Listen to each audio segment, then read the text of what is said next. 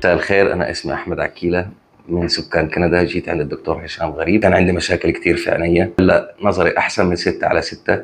عملت عملية الليزك عنده وكانت عملية ناجحة بنسبة 2000%، والحمد لله دلوقتي أنا شايف أحسن من الأول ب100 مرة. حياتي صارت جديدة كليا بالكامل بعد ما شلت النظارة والحمد لله.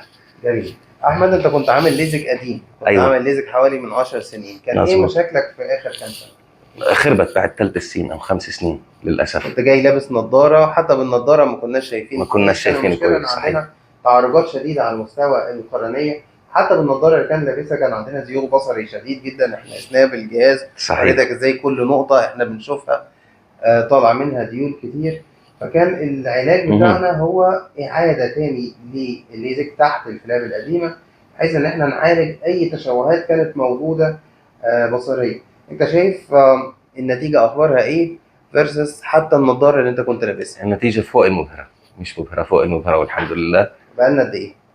دلوقتي 10 أيام عاملها، 15 يوم، بس النتيجة كانت مبهرة كتير والحمد لله. وأي واحد عايز يجي ما يجيش إلا عند الدكتور هشام. يلا. العملية كانت سهلة ولا صعبة؟ لا كانت سهلة كتير، كانت كتير سهلة، جدا سهلة.